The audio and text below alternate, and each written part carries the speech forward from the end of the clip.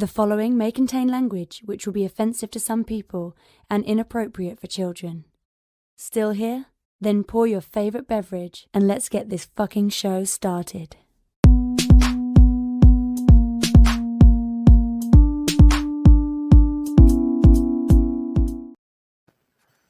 Fantastic Forum, assemble. We're back for our weekly show where we talk about comics, movies, shows, all the geek stuff that you love to hear about and love to dissect and critique as much as we do. So we're here with a good show today. We're going to give you a little bit of our impressions of the Witcher anime for Netflix. Nightmare of the Wolf, I believe it's called. I didn't memorize it. I'm sorry? I believe it is a cartoon. Well, it said Netflix anime in our preview description. And all and then all the people working on it have ethnic names. Yeah, but not Japanese names. They're like European names. No, they're like Korean names. And not nothing funny like Oh Fook or anything like that. You know, they're real Korean names. And but we're also giving you a review of the new comic that came out last week. We kind of teased it last week. Echolands. I don't know. It's a weird comic, and you'll find out why I'm turning this when we get our review later. Larry is lost. I don't know where he is. He was supposed to do this hosting thing. Hence me dropping my comic book and whiskey as I set it back. Oh, there he is. And in the meantime, we can tell you how you can join the conversation in our reviews. And then after that, Larry will take the hosting duties because I'm not properly inebriated enough to settle my nerves. I'm over here drinking coffee. Call Fantastic Forum on Skype and join the fun. Too shy to call in? That's okay. You can join the Discord chat room available at fantasticforum.live. Join the party. You know you want to. All right. Yeah, thank you, intern. Appreciate you. Thank you, Moses, and the rest of you guys for making it happen without me until I was able to hop on. You all are awesome. Yeah. There it is. Fantastic Forum do what Fantastic Forum does. I love it. I love it. I didn't have the proper energy. Okay, well, listen. You should stick with us. We'll help you take it up a notch. Anyway, so you told the people what we're going to be talking about today, right? Yeah, and Joe doesn't believe that it's an anime. It isn't. It's a cartoon. Oh, we can talk about it. Hey, man, hold your horses. No, it's written by Beau DeMayo. What? Beau DeMayo is the writer. Dude. Yeah. What? Hold your horses. Yeah, but the director is Kwan Ilhan. So what? Horses? Why y'all letting all these horses go? What's happening here? Wild horses, wild stallions all over the place. But it's produced by Lauren Hirschreck. See, look. Produced by Studio Mirror. Hey, I'll produce you. How about that? I bet you won't. I'm trying my damn best. No. It's also Little Smith Productions. So thank you, Scott Rubin. Without him, this show would not be possible. Appreciate you, Scott. All right. Thank you or darn you. Both. Right. There it is. The gift and the curse of Fantastic Forum. You know? Anyway. Yeah, we could definitely get into it, I think, right? Like you introduced everyone as well, right? I'm behind. I didn't introduce anybody. I just jumped right in. Oh. Yeah. Well, listen. Jay was immediately offended at the word anime when about what we're going to talk about. He threw me that curveball, and I got derailed. I got it. That's Jay Random. That's Moses Magnum. That's Oz. I'm me. Yeah, the end of the intros, not the show. Stick around. Yeah, because we're going to be talking about some stuff right now, which I don't know if you all want to just get into talking about one or the other, because we're supposed to be talking about it's The Witcher. What's the whole title? I forget it right now. What if the Nightmare of the Wolf? Nightmare of the Wolf. I was about to say Sin of the Dragon. And I was like, I don't know where I got that from. The Witcher, Sin of the Dragon. Y'all can have that one for free. That's a great title. Like, that's the title of this episode. Sin of the Dragon. People are gonna be like, what is that? And like, we won't get as many views because it's like not a thing, so no one will be searching for it. People are gonna like, it'll only be people with dragon fetishes and Catholics. I rented Scent of the Dragon once. It's not that good. Scent? Yeah. No, I was saying Sin. Like, that's the sequel to Scent. You get the scent, you commit the sin. Oh, it's like pheromone. It was the scent of the sin left over. If Oh, and Oz was watching. It's like In any case, This is what happens when I don't drink, guys. Sorry. what are you gonna say, Jay? Netflix just has this really shitty practice of calling anything animated an anime And original. where a cartoon doesn't track well.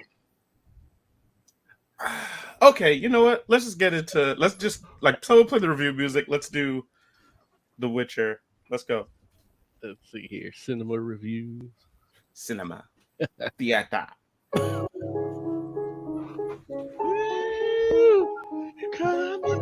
Theater. Comic book theater. Shout out to the Claw. Thank you, Tiger Claw. Appreciate you for saying theater. So, The Witcher, Nightmare of the Wolf. That's right? That's the right title? Yeah. Yes. All right. Look, I get points. So this is a Netflix anime. No. Yeah. You heard me. Netflix anime. That's Ted. It's a Ted. Movie telling a story inside of the lore of The Witcher. You all might be familiar with The Witcher, whether you're talking about the novels or whether you're talking about, tabletop or video games. It's like it's a pretty big franchise, I would say. But this is giving you a little bit of a peek into the lore of The Witcher, where they come from, and telling the story of one Witcher in particular by the name of, is it Vesemir? Oh, Vesemir? man. You're not a Witcher fan at all. Yeah. Oh, whoa. I never said I was. Like, I don't remember, and I don't remember ever being like, "Hey, I'm the biggest Witcher fan." I don't remember saying that. All right. And I think, and I also believe that I often lament the fact that I haven't played The Witcher 3 Beyond the Griffin. Like, I do that often, and I chide myself, but that would show you that I haven't gotten far into this joint. So apparently this character plays a You're also a reader. I mean, there's books. Yeah, but I've never read any Witcher books. He doesn't read Polish. I don't read what? You don't read Polish. Well, yeah, but they're translated, aren't they? Well, I would so. I don't read. Some people call them dubbed. I mean, subbed. Sorry. Yeah, they're subbed. They're subtitled. Okay. Yeah, got it. So I don't know the character. What deeper role does this character play in the grand scheme of things? Is his role before this or after this? Have you heard of Geralt of Rivia? Yes, come on. Geralt, depending on where you're from, but Yeah. I'm American. Vesemir is his mentor. The guy that took him in and trained him. Okay, but is he he's in the books and in the games? Yeah, he's in the game. No, completely made up for this. Just listen. Look, It's one of those little bit of history. Let me give you a little bit of history. So there was the siege on the school, as you saw, and he rebuilt the academy and was able to make the last few remaining Witchers, and then we get what we saw. So he's responsible for the rebuilding of that school. Okay. And don't get me wrong, I understand that the two had a connection based on what I saw in the film, but all of this, I haven't gotten that deep into it, so I didn't know. Interesting. I too am still yet to fight the Griffin. I thought you fought the Griffin. I thought so too until I put in my disc again. Oh, had you not fought the Griffin? I'm on the way to the Griffin, but Oh, well, there you go. That's what happens. Like, I feel like that's what happened to me. I was on my way to the Griffin too, and then it's like, look, maybe they made a mistake by making their game a little too open world. So, but yeah, okay. So anyway, Jay, let's talk about it real quick. We're here. Netflix calls this an anime, and you posit that Netflix calls anything that happens to be animated an anime. Is that what you're suggesting? Only the more mature stuff, Mm. because they figure older audiences won't watch a cartoon, but they will watch an anime. So they've been calling all their adult, like all their big, like a lot of their big Western animations anime. Like Okay. Castlevania. Like, Right. But let me ask this question, and you all tell me, I would love for you, Oz, and Moses to weigh in here too after Jay says his piece, but can't you make an argument that both Castlevania and this Witcher film are done in an anime type style? Yeah. maybe. What? I mean, why maybe? Because like, what anime looks like, and you know what this looks like. Does it look like anime? I would say kind of, like, not really exact, but a little bit. Okay. All right. What do you think, Oz? I think it's like tequila. You can make an agave-based liquor, but if it's not made in Mexico, you can't call it tequila. not just Mexico, in Jalisco. Yeah, Jalisco. All tequila's made in Jalisco? Yeah, if it's not, it's mezcal. It's like Is the Mezcal's Champagne region of France. That's where you get the champagne. Yeah. But you can also get like Martinelli's and call it champagne. So Doesn't mean it's that good, but So this joint's not an anime because it wasn't made in Japan? Yes. Correct. In fact, as I was looking it up, the best description I've seen for it is South Korean American adult animated dark fantasy film is the way it's described. Which South I think Korean American animated dark fantasy film. you could probably cut out the South Korean American part, because if you're not calling it anime, then it's not Japanese. So yeah, adult animated dark fantasy film. I think even Jay could agree that fits this story. It doesn't have the same ring to it as anime. Well, then you should have done it in Japan. I mean, it's right there. You can just go. So I guess what my question is this: does it have to be like? Do the people that animate it have to be in Japan? Yes. Okay, so if I animate something in Japan, Okay. what is it anime? If I animate it in Japan, or do I have to be Japanese? Right, you would need to be Japanese. So only Japanese people can make anime? Correct. Can a Japanese person not in Japan make anime? I don't think so. What if I'm in a little houseboat off the coast of Japan? Like, I'm just saying, like, this is like the thing where I'm like, I understand that some people are like, well, it's not anime because it's not from Japan, but it's like, you start taking that mentality, there are all of these scenarios. Like, if I'm just saying, if I'm, friggin' the dude that made Evangelion and I decide to move, I don't feel like if I make stuff in America now, but I did that then, I'm not making anime anymore. Like, that's what you're gonna tell me? Look. Look, I answer the question.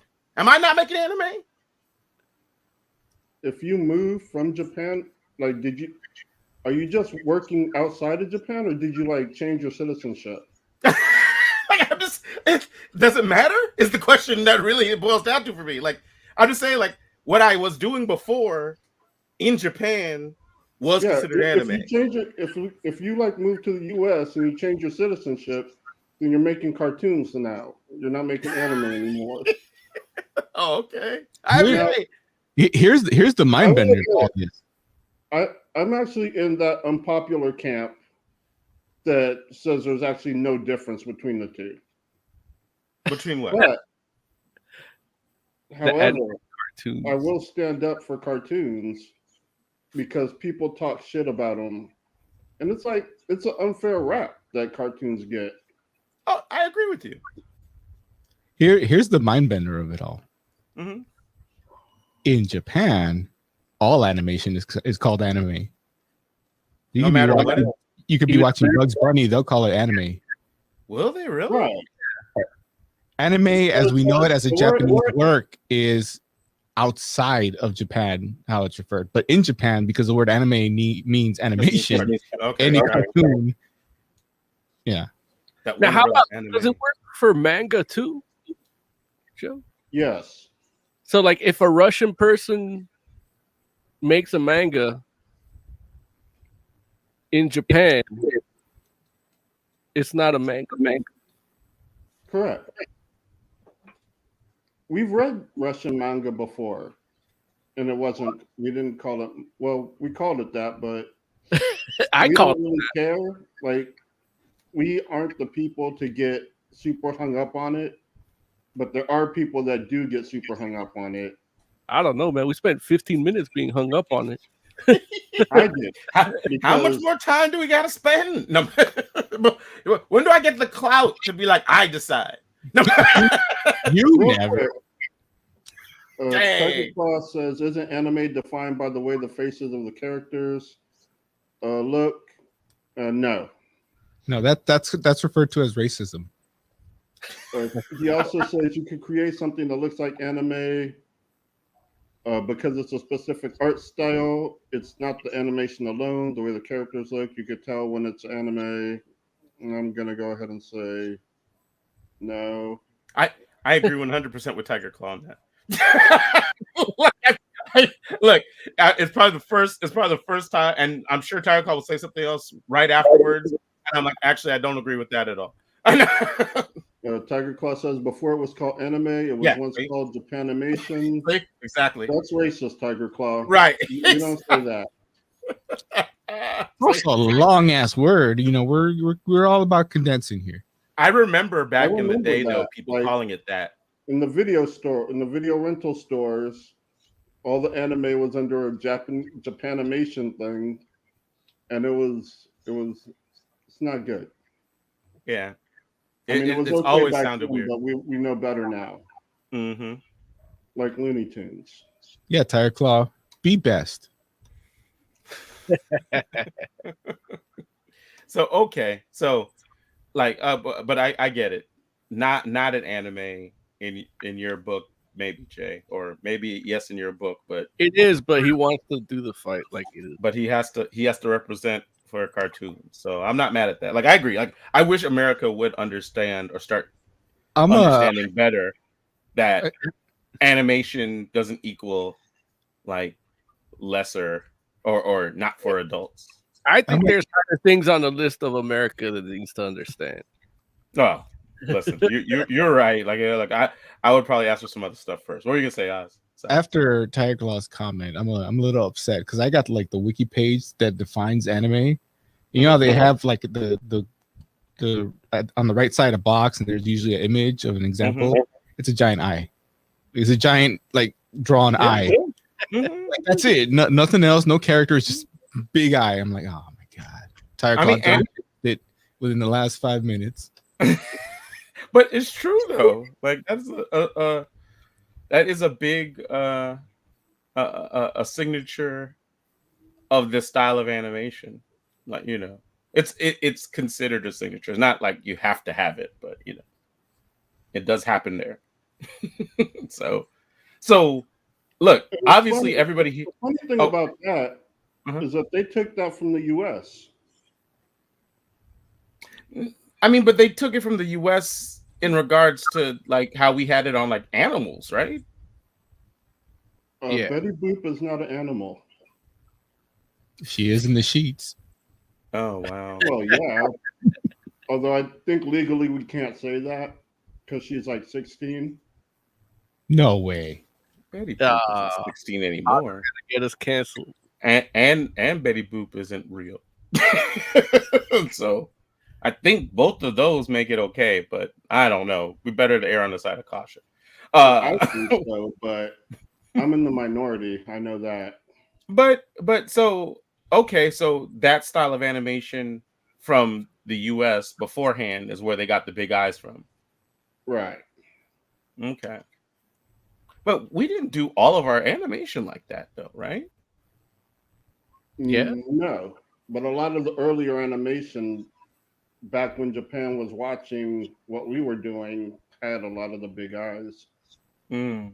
And then we sort of moved away from that for human and kept it with the animals. And then it came back around. Avatar: The Last Airbender has the big round eyes. Not anime, No. because it's made by white men 2 white men, yes. in America. That's damn near anti-anime. So, The Witcher, Nightmare of the Wolf. I was gonna say, obviously, the three of you are obviously way bigger Witcher fans than I am. What did you all think of this? How about you, Mo? Why don't you start us off, man? I mean, I enjoyed it. It was a good anime.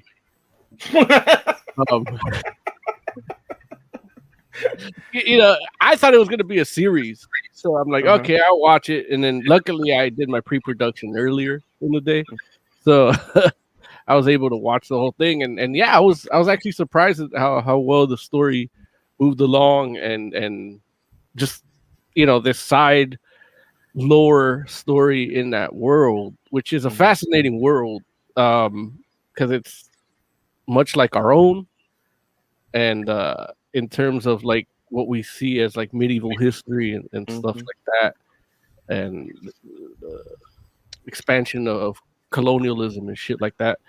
But yeah, no, this really like added another perspective to what I see. Now I don't read none of the books, so that I don't know if that has any bearing in my enjoyment of this. And like I said, the game I haven't got through, but I did watch people play the game for hours on YouTube when it came out. So that's how I know some of it. And then I watched the TV series, which I really, really enjoyed. So this added to that.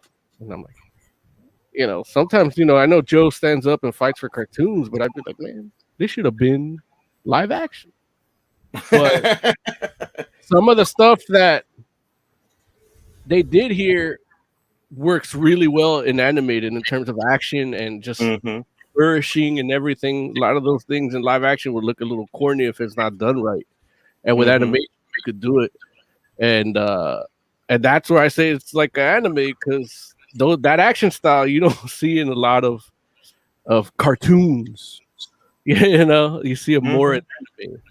And yeah, because I even watching it, I was like, is this even an anime? And then I saw the flourish of him flipping over while slicing something. Like, that's some anime ass shit.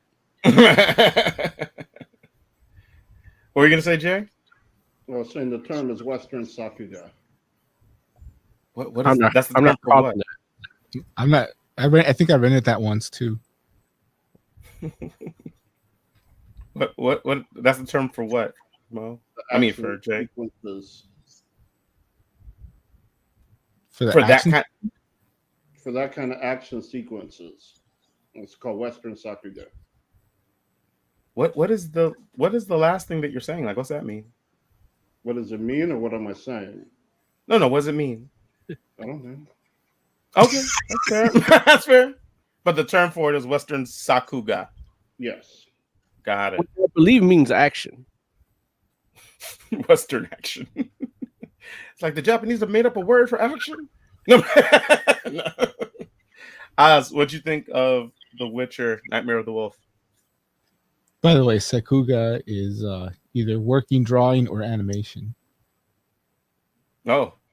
but it's been used as an expression to denote something you need to pay special attention to, or something in the animation that is especially memorable. Got it. Okay, cool. See. They're like Western Sakuga. Doesn't have quite the ring that Sakuga has. Right. Well, Anime. I mean, in Japan, it's just Sakuga. That's it. That's all you need. What are we talking about? What do you think of this film, this Western Sakuga, The Witcher, the Western Sakuga? I think it was good. It's a nice little self-contained story. A little predictable at times, but not so much that you're just like bored. It's got enough things going on for it that make it interesting. It is another one where all my problems with it have nothing to do with anything of consequence to anybody else watching this. So why even bother? I want to hear him. Yeah, now I'm interested. Like what like I may not want to. I hate Vesemir's hair.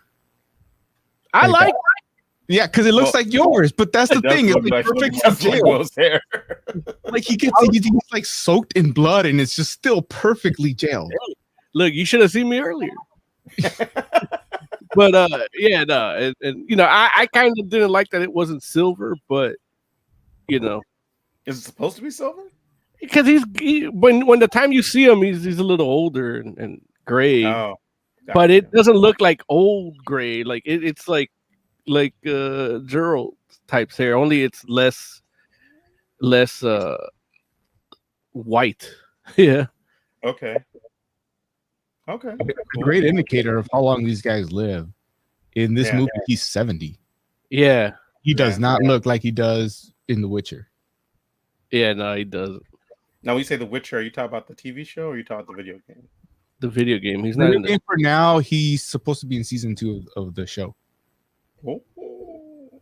I think you get the same actor to play him from this movie? Nah.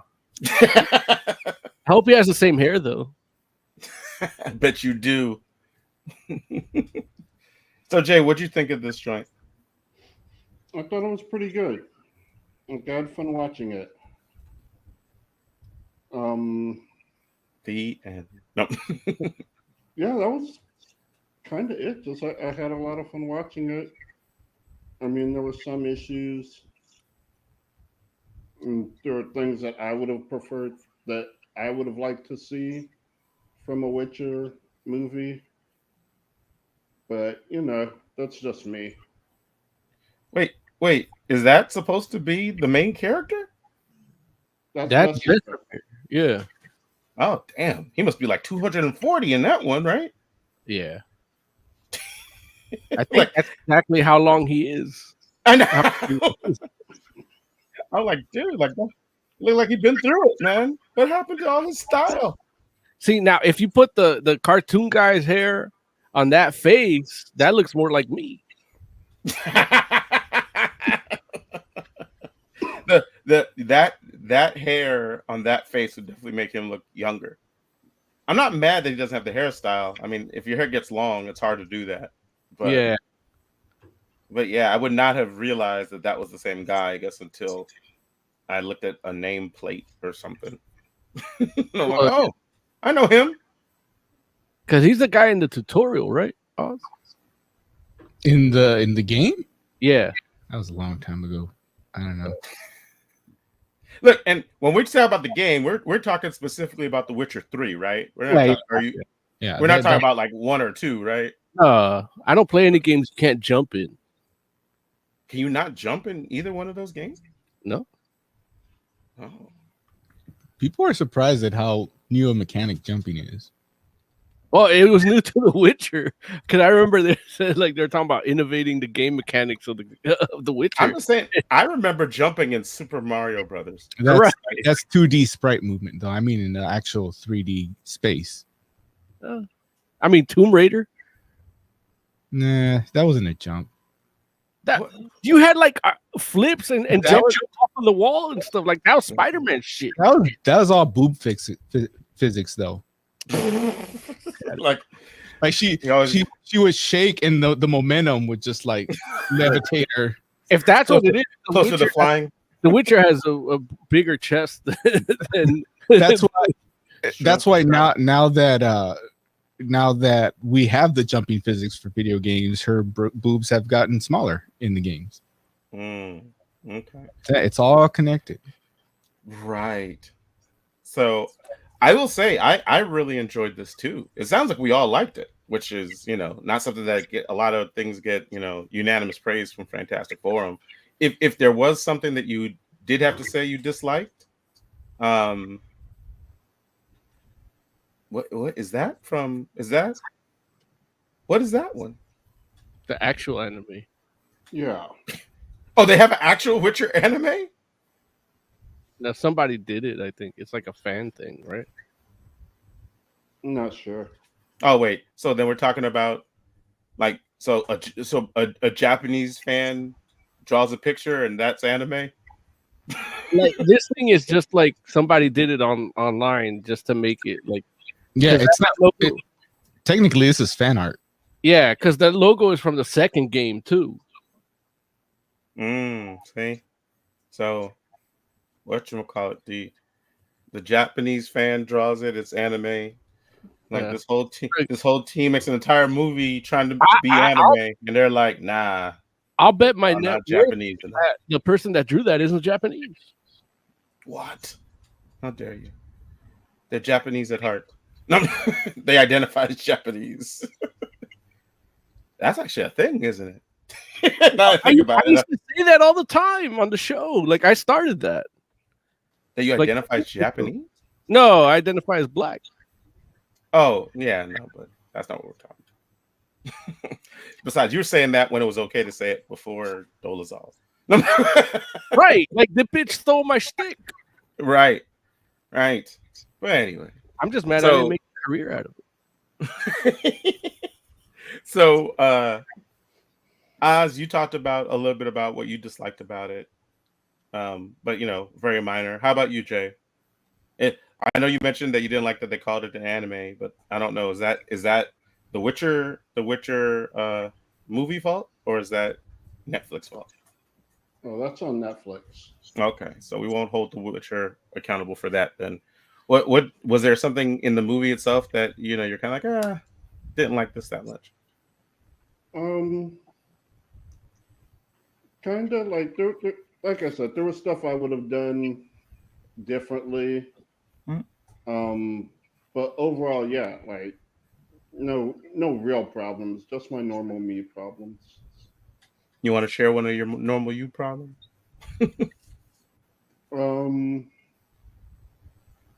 No, that's fair. Jay's like, I'm keeping all those close to the vest. I thought, and I could be wrong in this, but I thought each Witcher had a different necklace because it's supposed to be there, just like their dog tag.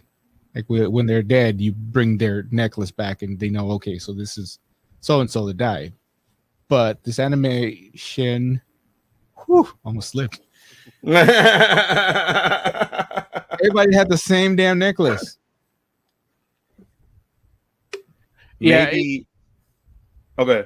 No pun intended. It was more like a dog tag where it's all looks the same except for what's written on it.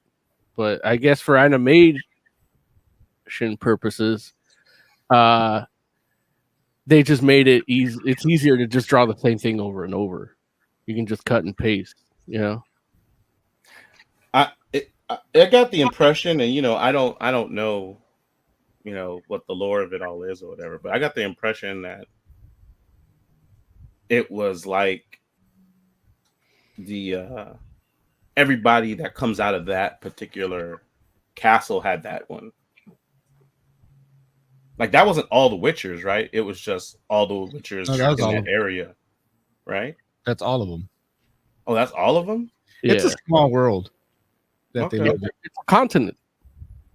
Got it. You just live on one continent. And so it makes sense then why there are so few moving forward then. So Okay. Yeah, I don't know.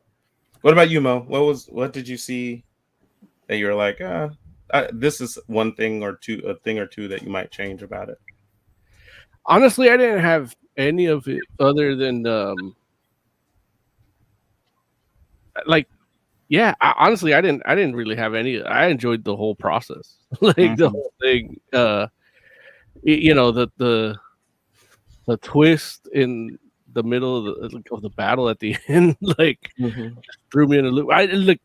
I knew when he lost his arm, I knew that it wasn't real, but it felt real throughout the whole thing. And then when you saw it as an illusion, once I saw that, I'm like, oh well, now I see him in the future. He has two arms. Yeah. Mhm. And then we see earlier that when you lose an arm, they can't like use magic to bring it back. So, or at least they can't. But so I was like, but it had me like I was invested in that battle. Mhm. And then how it turned out, I was like, wow, like yeah, it was. I loved it. Yeah. Yeah, no, it definitely like it made me pull out my copy of Witcher 3. I'm like, man, I gotta play this game. Like, what Dude, am I doing? Like, I'm out here watching this joint, and I'm like, come on, man, I could be doing that too. And so, yeah, I pulled it out, but I haven't actually reinserted the disc yet. So I looked it up real quick, and it's not every individual one that gets a different one. There's different schools. So like if you're a Gryffindor or a Slytherin, you get different medallions based on the school. And I That's what I guess was just saying. Y'all just told me I was wrong. no, but it's classes within the school. Oh, like Harry Potter, like I was just saying. Yeah. I was saying it's a joke, but yeah, kind of. Okay. Yeah, and I guess by the time like of that we get to Geralt, whether it's the game or the show, there's so little of them that I must have just assumed, well, okay, that guy's got a different one, and I feel better. Cool. I actually heard someone did an essay recently on why Slytherin shouldn't exist, and it made sense. I wrote What was the? I wrote an essay on why Harry Potter shouldn't exist. Oh, But nobody liked it. I believe that. Well, what was the main gist of why Slytherin shouldn't exist, Jay? See, less interest in mine already. It was basically the about the principles they stand for. That like basically the principles that Slytherin stands for doesn't gel really with people you would want around. Hmm. Okay, that's fair. Yeah. I would make the argument. I used to make the argument that every new school year, whoever takes the job of professor of the defense against the dark arts, you need to arrest that guy immediately because that's going to be the villain.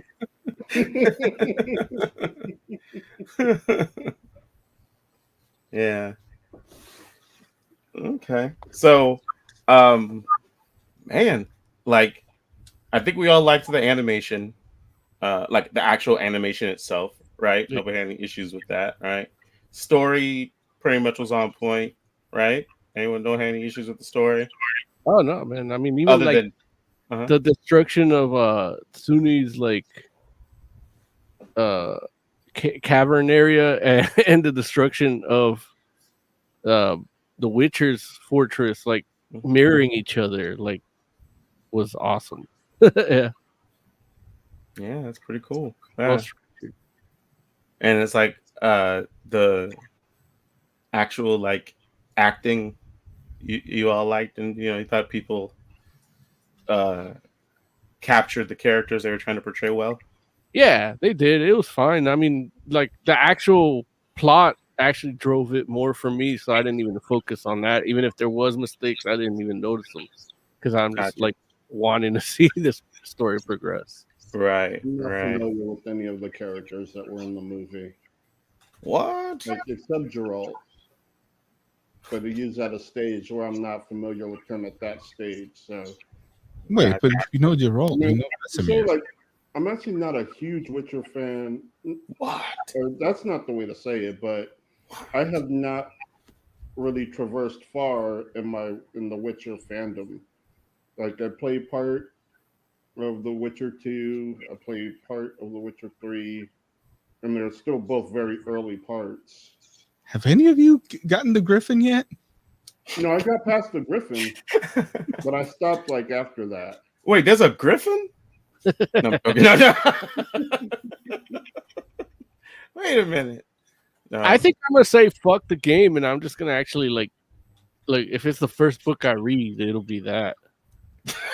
I got to read the 2014 comic. I was trying to, but it was hard to get because of licensing issues. Like they don't really sell it digitally. Like they, I would. It's on it now. Mm-hmm. Okay, I might do that. Cool. So, well, listen. It sounds to me like we just need to go ahead and rate this bad boy then, because we're all like, oh, we barely have much to talk about. We talked. I think we talked just as long about whether it's an anime or not as we did the actual the actual show.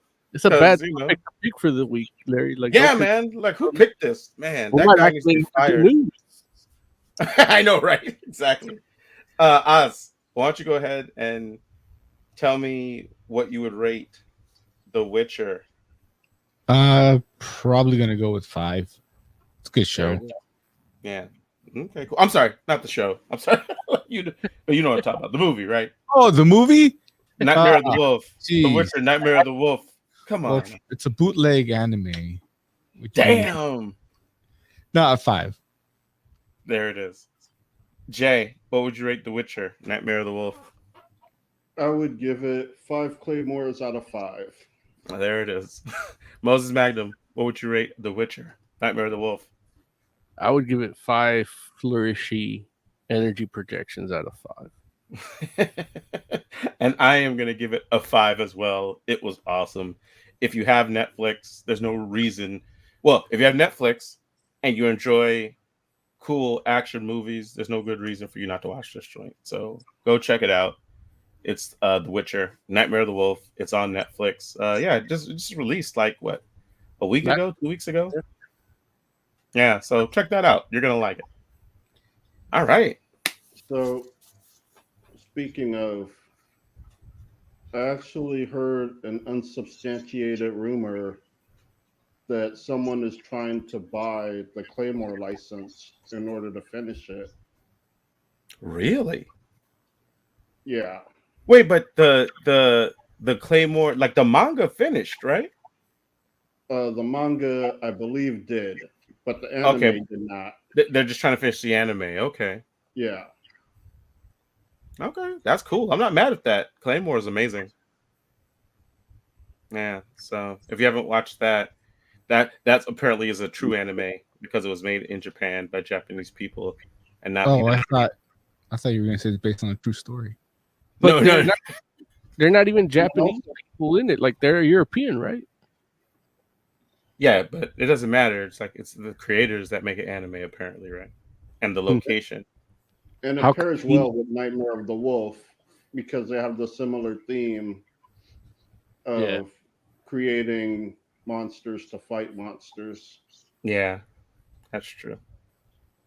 So cool. Shall we go ahead and talk about Echolands? Yeah. All right.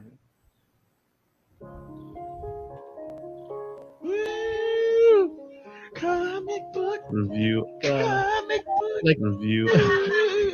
Well, not like that, but like.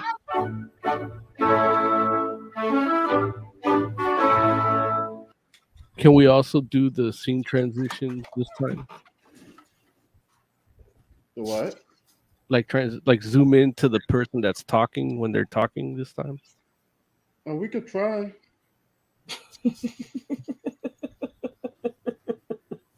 I think it'll happen, Mo. Let's do it. Mo, you want to start us off? tell the people about Echolands?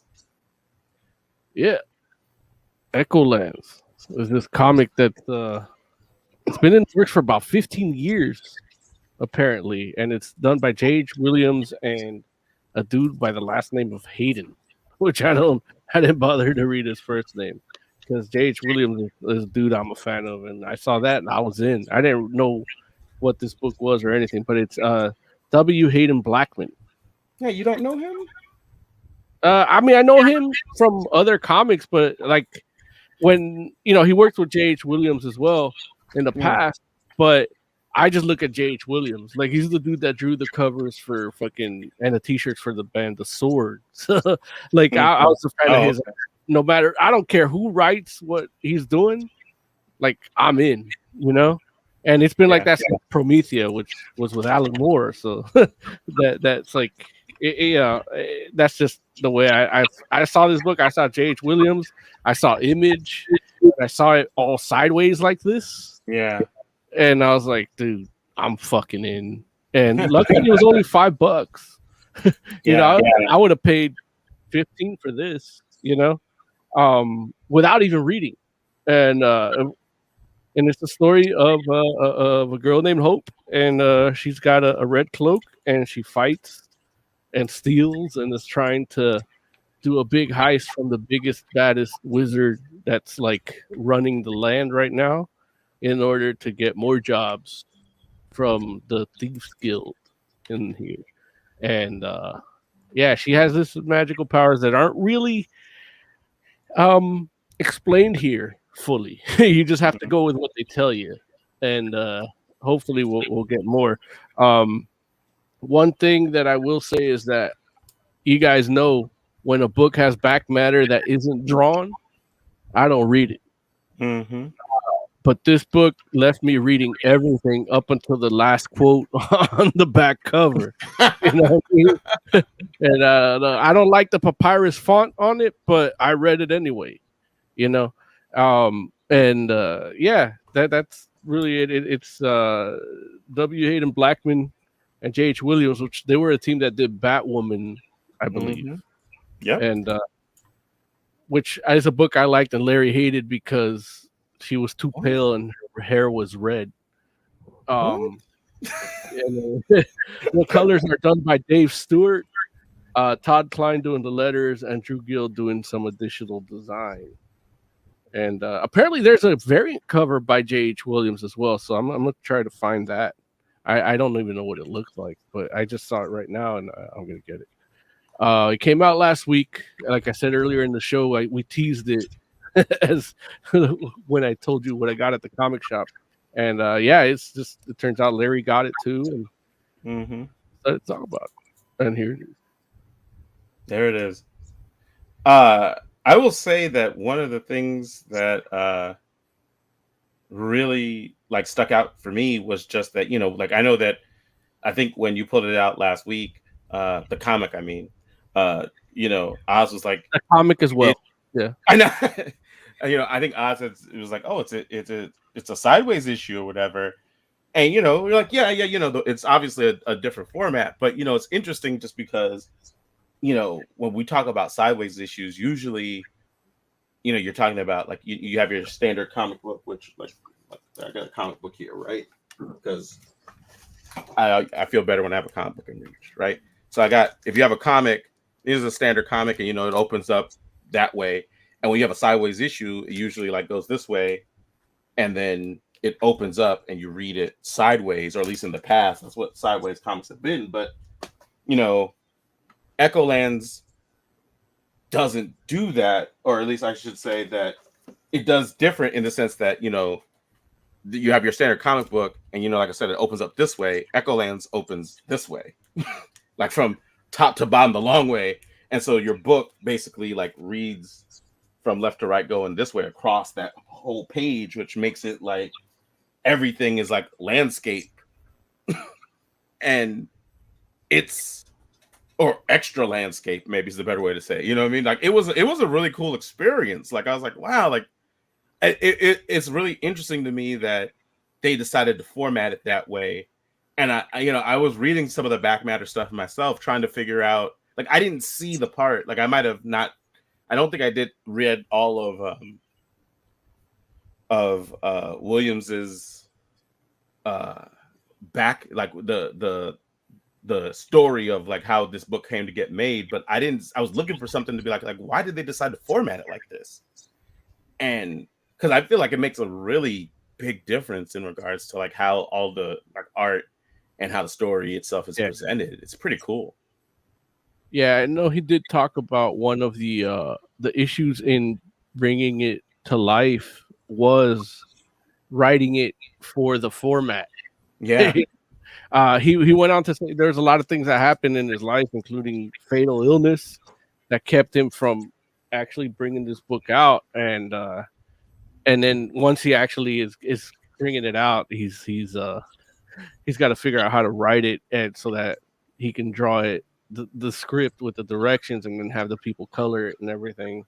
And one of the things you're talking about is it's something that I'm curious to hear Joe explain a little, because I did try reading it digitally and it felt like 2 pages. It's just it is a light story. It has more back matter, like equal amounts of back matter, I would say. If not maybe a little less, and it gave me a really, like, when I read it digitally first, I was like, man, like this isn't enough. Like, and with a book of this quality, this art style, like I'm not gonna get issue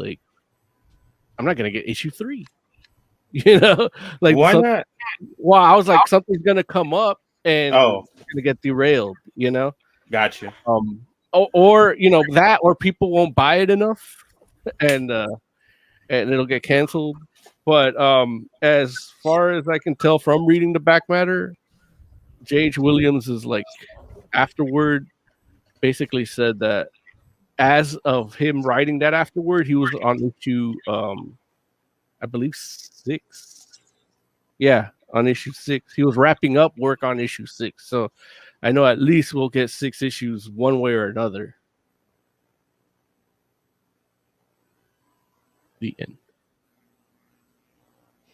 So I know I read it digitally, and it was weird for me because I had to turn my tablet sideways in order for it to display right.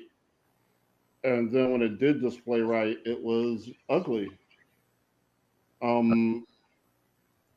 We have this, especially like there's a one panel right in the beginning, and they're using like multiple art styles.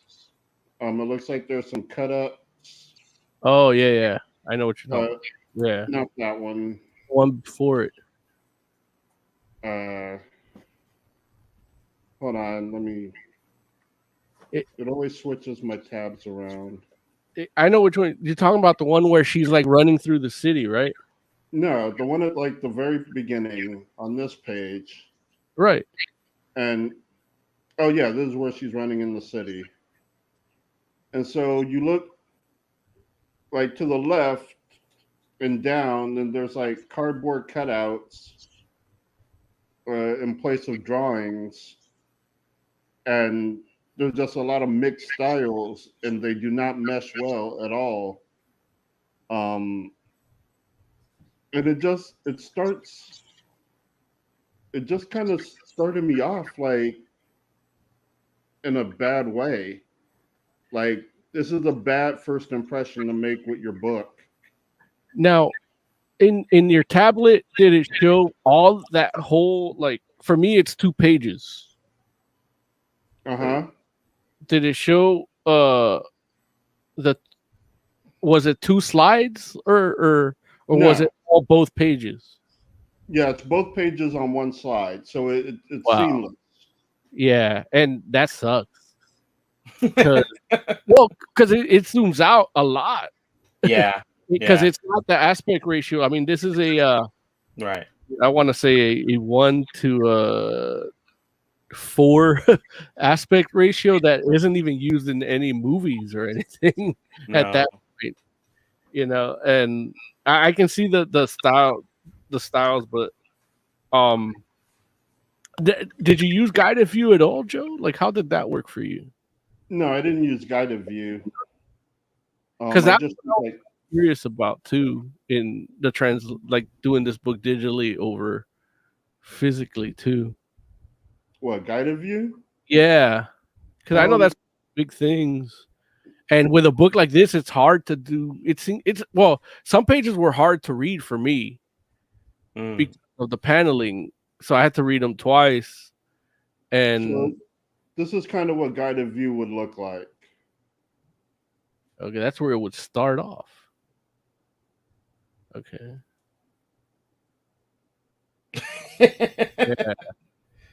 Yeah, that's not a good look. And I don't think that's the way that it flows either. No, I don't think so. Yeah. Wow. Right. So Oh no, you know what? That is the way it flows, though. Yeah. But you wouldn't. Yeah, that doesn't. You miss something definitely. Yeah. But yeah, and so like I'm reading it, and I like the colors. I thought I liked the colors, but then it was like, no, the colors are all ugly except the red, and they like positioned it so that it like tricked me into thinking that I liked the colors, but it was really just the red splashed in that was like good. And then the story was like, there's not a lot there, just a girl with powers, which I've seen before, girls with powers, and it doesn't really do much with it. So it's like, for me, there just wasn't much going on. Like even the panel that I should have loved was not great, which was the panel I accidentally showed at first with the head exploding. Like I like that kind of stuff, Yeah. but just not feeling the art. There's not much going on with the story. Not really much there for me, I don't think. I think Joe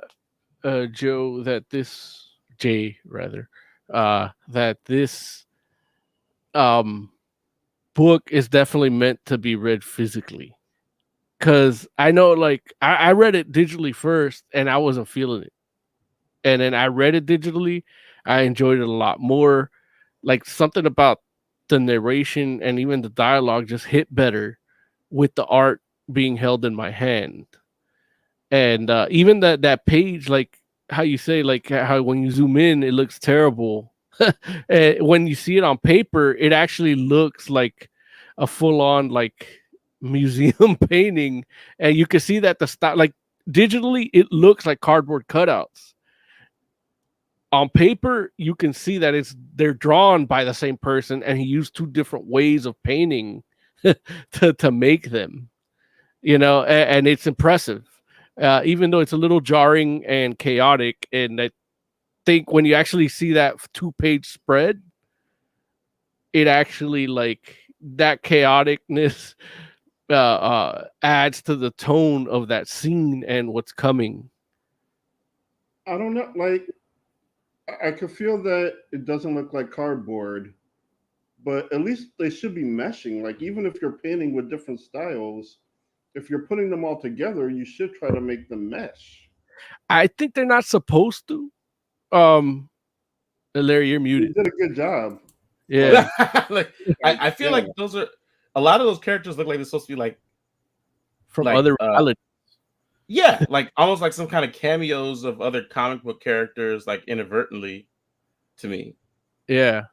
Especially just like some of them are like a set of them are black and white, and one looked like Adam Strange a little bit, or you know what I mean. And like there was somebody else. I was like, oh, that like that. I definitely feels intentional, but you're right that they don't. It doesn't like mesh with the main art of the story. But it feels like it's not supposed to be doing that, and it caught my attention too. But again, reading it, or actually again, but I agree with Moses. Reading it in print, the whole experience was a whole different thing. I think for me, reading it in print than it must have been for you reading it digitally. Real quick, Tiger Claw in chat says, I use guided view when reading the IDW TMNT comics. Good job, Tiger Claw. Thank you, Tiger Claw. And as a part owner of the company, I appreciate that, Tiger. Yeah. That's unfortunate though, Jay. I almost want to bring you the printed copy of it, even though I don't I might do it anyway just so you can see it, but I don't know that you'll change your mind about it because it might not. Like it very well might be like I can imagine you looking at it digitally, and you can imagine probably what it's like in print. But I'll bring it to you anyway, just so you can take a look. Yeah, bring it, and now look. If there's anything, I strive to be as open-minded. Indeed. So yeah, let me check it out, and I will see if it changes my opinion. Like I've been wrong before, and I will say, I did go through this recently, where mostly I do digital. I try to do physical as little as possible. Like I used to be all about it, but now I'm more digital. But I did recently buy a DVD or Blu-ray because it's impossible to find digitally. And it just reminded me of like how great the disc media experience is compared to the digital experience, especially when it's Amazon, where they cut corners and they're just fucking cheap and lazy as shit. So yeah, like I'm definitely willing to give physical a chance for things I'm not buying. Okay. No, but what he's saying is true. Like shit on Blu-ray looks better than streaming, even when it's a high-end streaming service. And I know, Larry, with your eyes, you can't really tell. It's all the same to you. But there is. But even like you said, Joe, the experience, like just looking at that menu, that animated menu, sometimes it is. You could just leave that thing on all day. Yeah. And you get like a bunch of extras, like the subtitled songs, like you get songs like the words to the songs and signs are like subtitled, and they want to make it so that you're feel good about your purchase. And Amazon does not. They actually kind of want you to feel like shit. I don't know why. Like, how dare you buy this, dummy? Like, I was watching a TV show that's like a documentary style show from like the 90s on Saturday afternoon about horror. And they literally like they didn't bother to like clean up any of it. Like I think like you can still see where the guy fixes the bunny ears in the digital print of it, like it looks bad. Yeah, that's fair. So going back to Echolands, you it sounds like, Jay, you weren't that huge a fan of the story. It felt kind of like, I guess, run of the mill to you. Am I understanding you right? And I understand like you're not a big fan of the colors. Does that mean, like, outside of the mismatching type stuff in the beginning, does that mean you weren't a fan of the art in general as well, or how'd you feel about that? Yeah, I'm not a fan of the art in general. Yeah, okay. Like it's just not really doing anything for me. That is fair. That is fair. Like, see, it's interesting because I know for me, it's like I really liked the art, and and don't get me wrong, I don't think it's even like I feel like the style of it, like William's style now, is a little bit different than it was for Batwoman. But I will say that, like, and like when I picked up the book, I didn't even realize it was him. I picked up the book because the cover caught my eye, and then well, the cover caught my eye, so I picked up the book, and then I realized the book was like in this different format, and I opened it up, and I was just like, wow, like this is interesting. Like, just on its face, like the design of it made me feel like it was interesting enough for me to just be like, oh, let me just check this out. It wasn't until I had that conversation with Mo last week that I was like, wait, that's who did that? I was like, oh, okay, like, but I will say that I found the art, even though I don't know that I'm a bigger fan of his current style as I was of his style in Batwoman. I still ended up finding it really striking, and like when I was reading the story, like it all fit very well tonally, and it pulled me right in, along with the format. Because I like this page specifically too. I remember this is, they use the page turn correctly, and you turn from one panel to the next, and this is the entire 2-page spread you get. And I was just like blown away by this, because I was just like, oh my god, like look at that, man. Like that is what don't you like about it? It just, well, partially the colors, and I don't know. I'm not feeling it. Like it looks really flat, and it doesn't feel like his head is exploding. Like it feels like it's getting squished. Yeah. Well, I mean, that could be what's happening. It's magic. Yeah, because her powers are really like weird. Like they don't even really explain them well, which is it's something I'll get to when I rate it. But I just wanted to give you the little bit of a experience of like you flip a page, like physically, you get this page, and then you flip it, and it's Right. like a 2-page spread in this awful comic. It's really like it feels flat, like you said, Joe, but when you see it on paper, it's striking. Yeah. Even with flatness.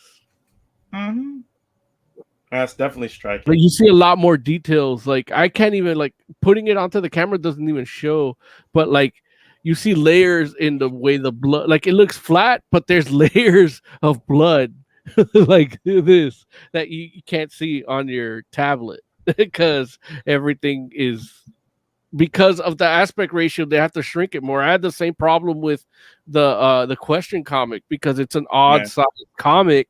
Reading it digitally, like to get to the point where I could see the art and read the words at the same time, I had to zoom in a certain point, and it blurred the letters, and I had to zoom out to be able to see the pictures, and then guided view zoomed it in too much because the paneling, it was like a 3-panel to 9-panel pages, but on a bigger size board. So it's a whole mess.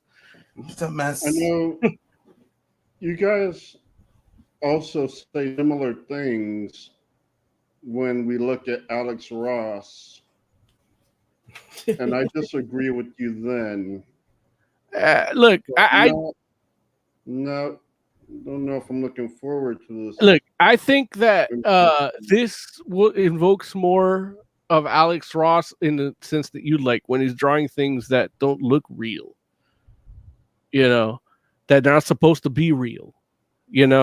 Alex Ross is, I think, you guys call him a hack, and I resent that every time because he's good, especially for the time when he was doing what he was doing. The problem with Alex Ross is that he's not hungry.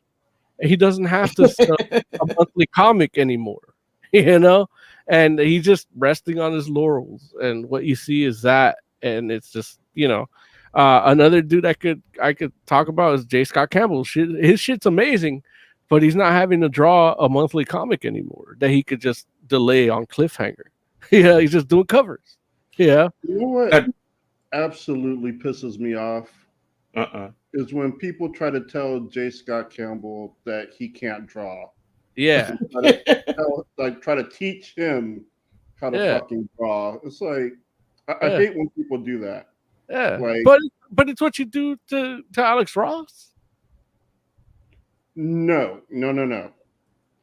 What I do to Alex Ross is tell him he sucks. What people tell J. Scott Campbell is that they actually try to teach him how to draw. Like, they tell him how to change things and tell him that his anatomy sucks and he should do it like this. Now, just saying he sucks, that's one thing, right? Like I do with Alex Ross, like he sucks. But I'm not going to try and teach Alex Ross how to draw, like how to paint. Like, I'm not going to tell him like, oh, you need to be doing this and that and this. No, do you suck? It's cool. But I'm not going to teach him how to draw. I don't think people should try and teach J. Scott Campbell how to draw. Well, I will say this, and just for the record, I know you said you guys, Mo, and I don't know if you were talking about some of your work, Alex.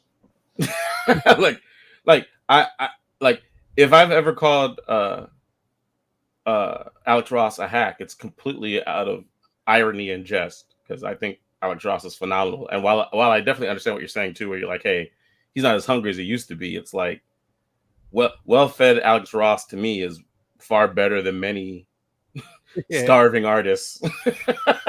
You know, it's like, yeah, but yeah, it's interesting just because it's like, I think that while you make your point, Jay, and you say like, okay, that's not the same thing, and yeah, you're right, like it's good that you don't try to teach Alex Ross how to draw. You're more than welcome to not like whatever art you don't like, because hey, it's art. Like the same way anyone could not like someone else's art. But I think it's silly to be like, oh well, you can't draw, and saying that to any of the people that we've been talking about right now. Honestly, like like you got to be a pretty bad artist to be like, you really can't draw. Let me teach you. Like, like come on, man. Right. So, but yeah. So I don't know. Well, I'll bring you the original, or not the original, the physical copy, Jay, and you can take a look at it, and you know, we can find out next week if that changes your opinion at all or not. Cool. So, go ahead, Mo. You look like you have something to say. No, it's just one of the things, because I know Joe said he didn't like the art, and I actually really, really loved it, and it's more. It's almost a more, everything we've said about and showed you. It sounds weird me saying it, but it's a more tame style of J.H. Williams' art, which is odd because it's such an avant-garde format to do a comic in. Yeah. There's a scene where you just see like Hope's face, and it just looks like, you know, Joe saying he doesn't like the colors, and it's just, I mean, the lighting in it and everything, and even like, you know, you only see this in pictures, but the way they shade the shadows in their face, and it's meant to look ugly because of the style. I don't know if I can put it up here. Oh yeah, that's good. It's in focus. Yeah. And it's just like, you know, just that amount of work in just that square of this 2-page thing. Right. A fucking achievement in this fucking comic. Yeah, man. It like, I will say that I do feel that it's the, like, I've never seen like a comic, or at least not a full-size comic, ever work in this format before. I think I've seen maybe an Ash Can book do this once or twice, but I've never seen a full-size comic do this before. And for me, it's like, I feel like this book 100% sold me on the formatting choice. And like, to the point where I'm like, I think I need other comics, not every comic, but I need other comics that it makes sense for to try this. You know what I'm saying? Like, I feel like yeah, there's some books that I could totally have seen being done in this format, and it would have been like, I don't want to say a better choice, but it would have been it. There are things they could have done that would have really helped it. Yeah. You know, I would love to see an issue of Invincible in this format. Yes, even something with more tame traditional art in this format, I think would work amazingly. What's this? Yeah, what is that, Jay? This is his artwork from, I believe, Batwoman. Oh, before it's colored, I take it. Yeah. Yeah. I did hear, yeah, no, the guy's a great artist. Yeah. So I'm not sure. Yeah, I'm not sure if maybe it would look better in black and white, or look, I first read it in paper, then make suppositions about the color. Because I think this is like definitely, like, you know me, I'm a digital guy too. I only buy comics to like support a local comic shop, and that's really it. Like, but this is a physical must. Like, if you're gonna read it, you got to do it physical. You can't do this shit digitally. Tiger Claw says, who's better, Alex Ross or Jim Lee? I mean, it's all a matter of taste. And they're both. Go ahead. They're both different, but you can actually see a Jim Lee and Alex Ross mashup. They did a World's Finest cover together. Like Jim Lee drew it and Alex Ross painted it? Yeah. Oh, I want to see that. I personally prefer Jim Lee's art, but that's just because I think of Jim Lee's art as like almost like quintessential comic book art. Like, that's what, when you think about what a comic book looks like, or at least for me, his art is like what I imagine in my head most of the time. You know, like as far as like good comic book art, a lot of times it looks like Jim Lee. So, you know, Alex Ross is great in my opinion too, but it's just like, it's just more of a, it's a more novel kind of style, you know. Like, I don't know if I need every book to look like Alex Ross. You know, I think that's what it boils down to. Like, I wouldn't mind just like holding like special events with Alex Ross books or Alex Ross art and special books, and then everything else can be Jim Lee. You know, but this isn't it, is it? Yeah, that's it. I have seen that. That is an awesome joint. Yeah. But you know what? I was gonna say, Jay, you know, if I'm not mistaken, I think that the Echolands is actually, they have a version of the book. Like each month, a version of that book is gonna come out that is literally just the line work. I can't remember what they called it. It's like something edition. Yeah, it's the uncut edition or something. Uncut edition. Yep, that is what it is. You're right. Uncut edition. And it is literally just like what you're saying, like raw cut edition. What is it? Raw cut. Oh, raw cut. I'm sorry. So there it is. I was actually mad when I saw that because you're like, I'm gonna have to buy another one. I felt like there wasn't enough story here. And if I have to get another one to get more of the same one a month later, it's like, what the fuck? You know, like that. Look, I understand J.H. Williams III's passion and Haden Blackman. I believe he's a black man. But look, I get you've been trying to do this, but like, just give me what you want me to re-experience. Don't give me no ancillary shit while I'm supposed to be getting issue 2, you know? Well, but I think that it'd be different if it was like they had to do something to put additional work into it, but it's not. Like, it's literally the same thing that you've already gotten, except right. They stopped. That's what I have to do more work to get that money to get it. Well, yeah, but you don't need it. If it's, you tell me if it's some raw cut. Like, It's additional. It's different than what I have. It's a different experience. It is a different experience, but you don't have to buy it. And you don't have Are to they tell doing them. it for issue 1, or are they just doing it for issue 2 and beyond? No. I think it's every issue. Because I see listings for 2 and 3 raw cut. I'm not seeing one for issue 1. Well, Oh, the ad at the back of issue 1 is for issue 1 raw cut. That's okay. weird. Yeah. There it is, Mo. For 1 raw cut, and it's like I don't get it. Like why punish me for it? Just so Joe can get his uncolored version. Like he don't even like it. He's not even rating it like I'm rating it, and he's getting his version. Now I got to spend another $5. Well, another at this point 15 because I bought the digital one too. Oh wow. What the fuck? They're getting all your money, Mo. Yeah, like it's yeah. Look, that knocks it down 2 points. There you go. Why didn't they do it at the same time?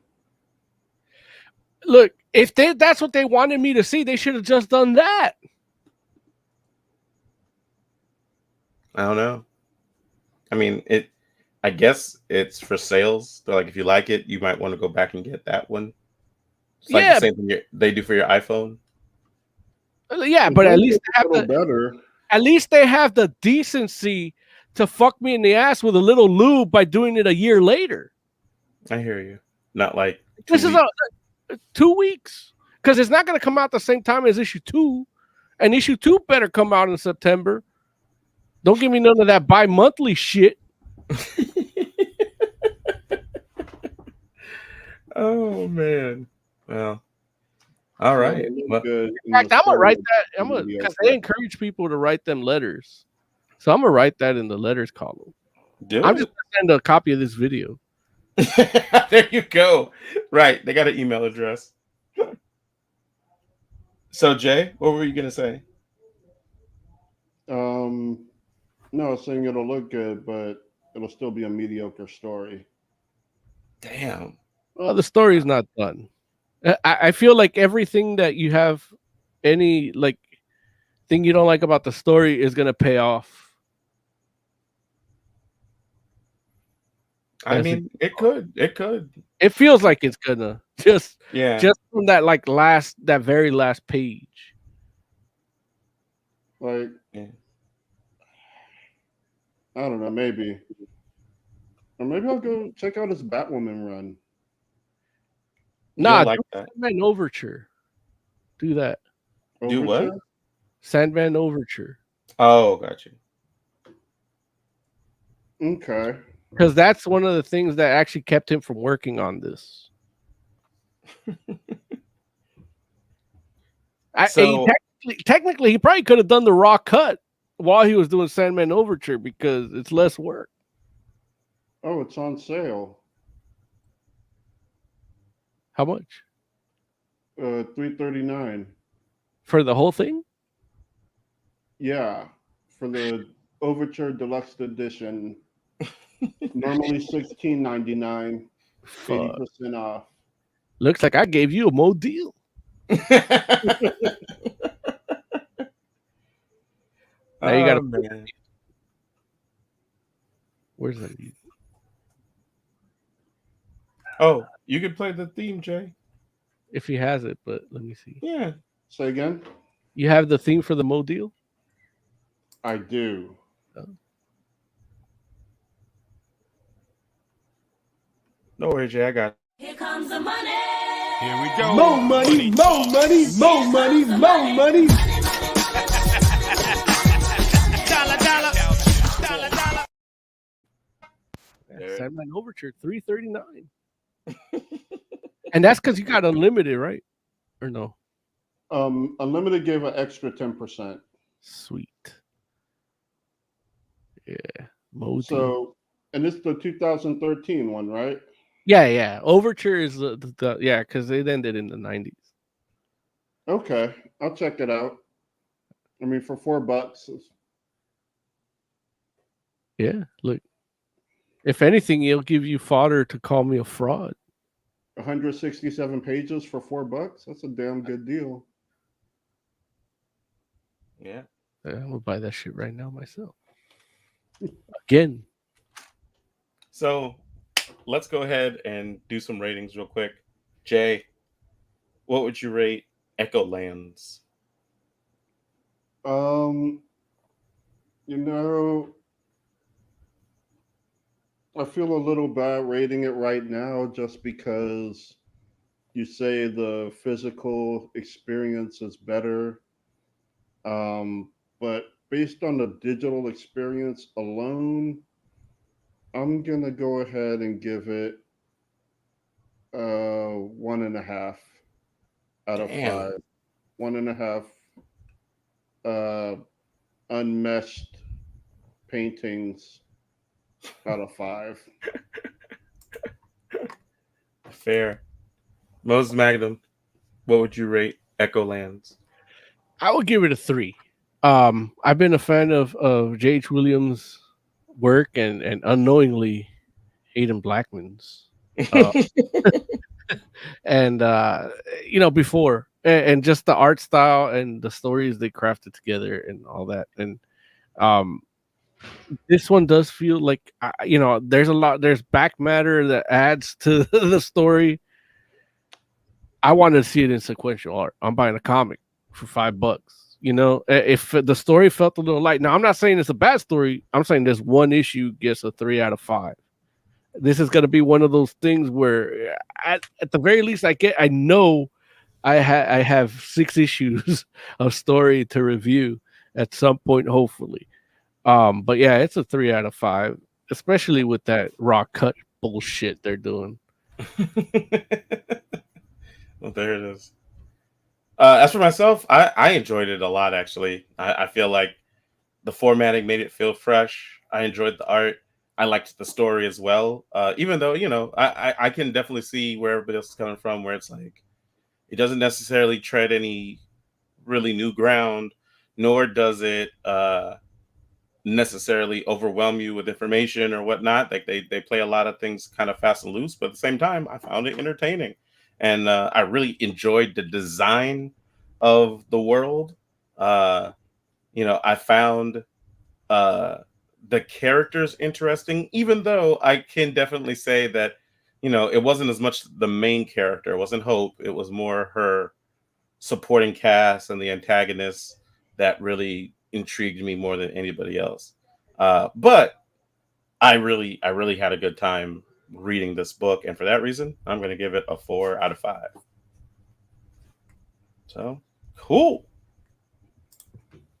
Yeah, it's interesting. Like we definitely had we all had we ran the gamut with that one. Real quick, Oz says 3 out of 5. Good art. Oh, cool. Look, I thought Oz had to go to work or something. I believe he did. Oh, okay. Well, that's awesome. Oz 3 out of 5 for Oz. So, yeah. At least he's listening. That gives us. Hey, while you're at it, give us a like, man. I know. I hate how all our videos have less than 4 likes, but there's 4 of us that actually make our videos happen. Oh man. That's so. Like I can understand 3 likes because I know Joe hates us.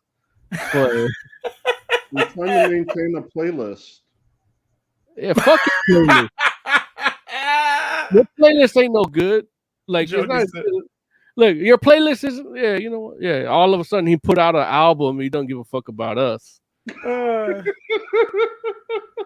Joe's like, I'll like you for my dummy account. Yeah. I wish you would do that. You don't even do that. Oh man. All right. So should we do some news? Yeah. Let's do it.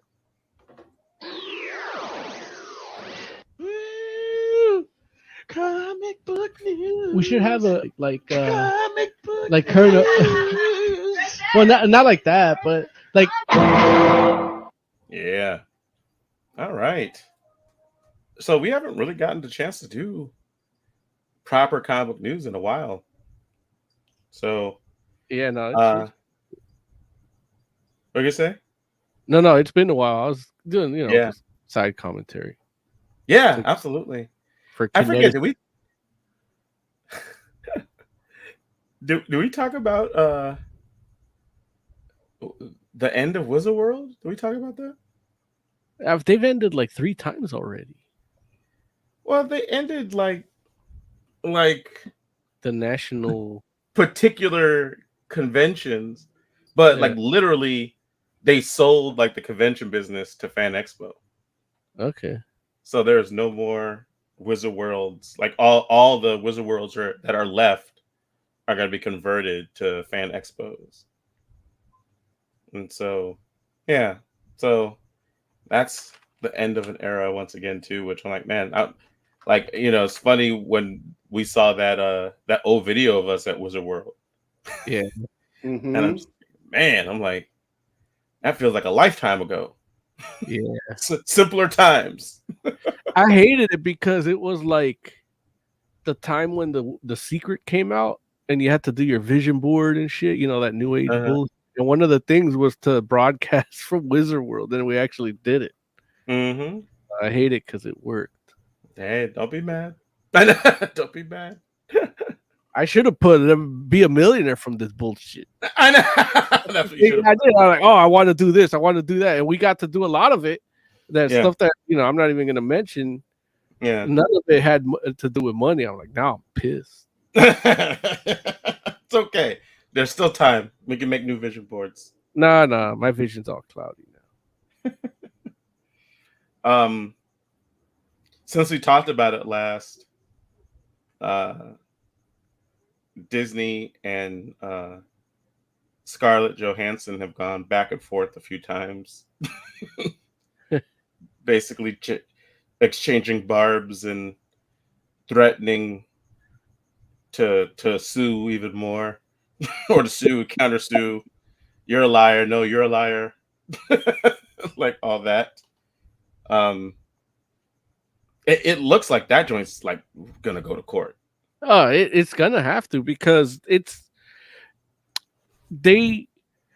nobody was counting on the pandemic. That's the wild card. That's where like there's no legal precedent because of this. And right. I know I did this when we were doing our pandemic shows, that it's like, I wish I would have gone to law school, because there's so many there's so many protocols within OSHA and the liability, personal liability or business owner liability, that could, like, if somebody catches corona at your job and you could have done something about it, and what are your parameters of what you can and can't do? None of that's defined. And that's oh my god, my lawyer boner is like drooling like a xenomorph right now, because it's like, man, there's so much money left on the table if I would have just gone to law school.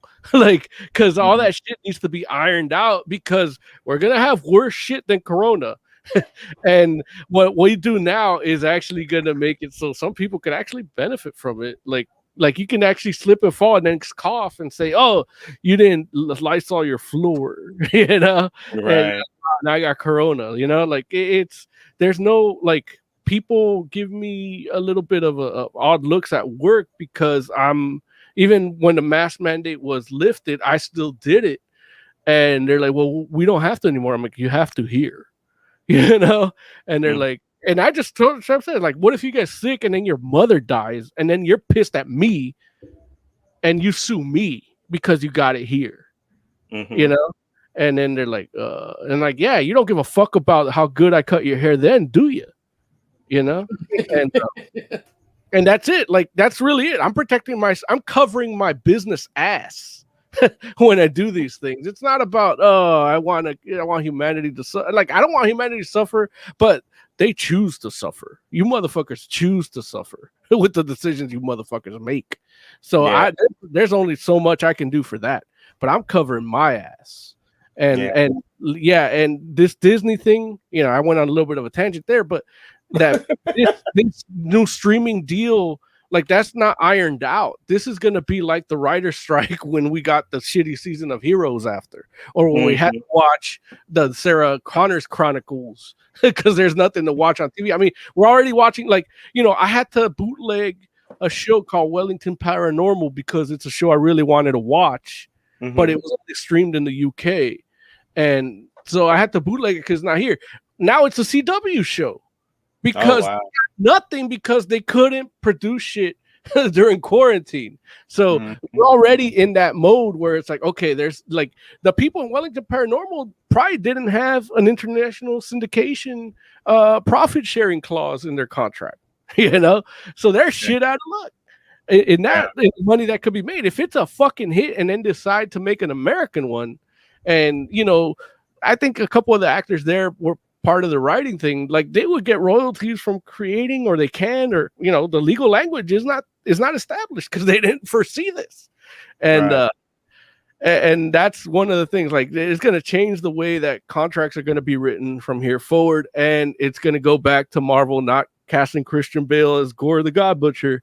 You're going to get the dude that just served you coffee to be Thanos. Wait, or what? Like, they're going to start getting these actors, these no names again, to do these things because they don't want to have to like do these big profit sharing contracts. Oh, well, listen, you know what though? I guess my thought on it is I don't have any problem with no name actors as long as they're good.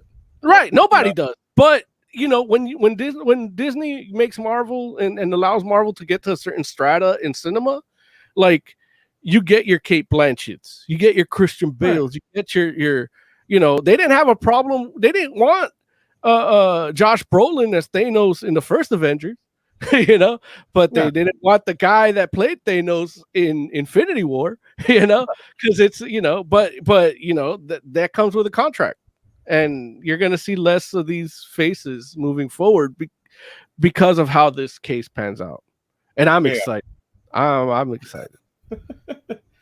Well, listen, I honestly, I just, more than anything, I just want everything to end up fair, and it does seem to me like Scarlett Johansson got a raw deal, like, just because it's like it seems, and I don't know because I don't know what's in the contract. Like, that's what I keep saying that it boils down to what's in the contract, and but what I'll say is the stories that these two sides are telling are so different that one of them has to be wrong.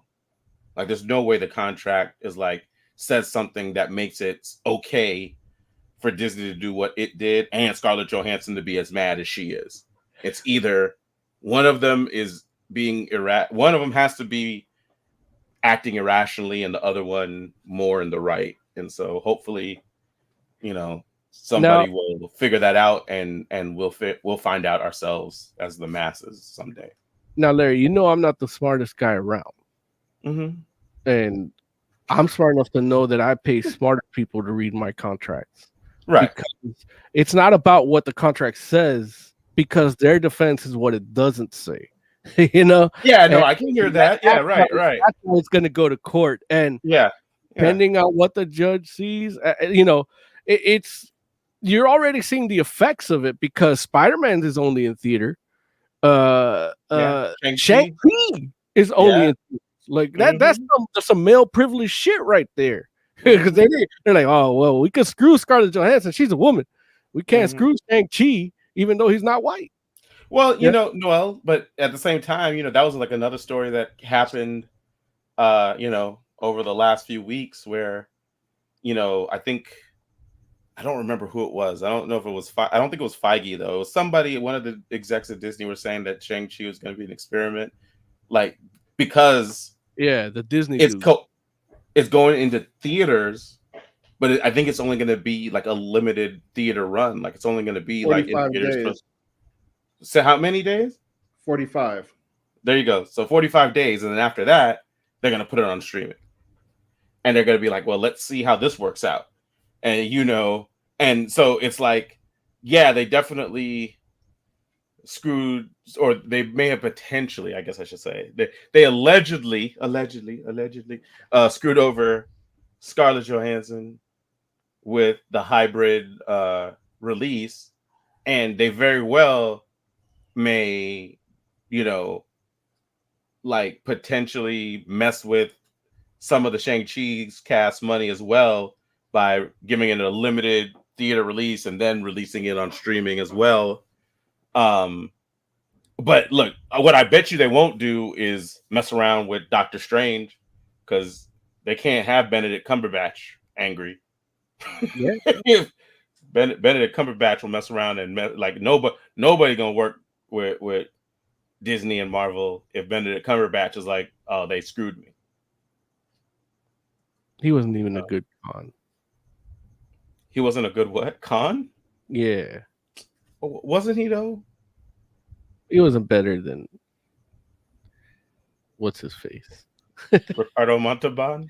Ricardo Montalban. Yeah. Look, and then Spider-Man too, man. Like that's not getting that limited theater release. Like, but Spider-Man isn't Disney. Disney doesn't get to decide that. Oh, that's true. Yeah, so that's all Sony, and they're gonna do what they do. Yeah. So we'll see how it plays out. It's gonna be interesting, Emma. It will be interesting, but keeping in mind, like Spider-Man doesn't come out till December, right? And that's like 3 months from now. I mean, is it 3 months from now? Yeah. I mean, it's literally the first day of September, right? So right, and it's December what? I don't know. I feel like it's like maybe it's the middle of September. Oh, is it the second? I thought it was like the second or third or some shit. Oh man. Okay. Well, if that's the case, then I'll give that to you. Yeah. Wow. Damn, that would be crazy. 17th. Oh, okay. It's still closer to 3 months than 4. No, it's actually right in the middle. Whatever, Larry. It's just as far from 4 months as it is from 3 months. I don't even know why you bothered to show up.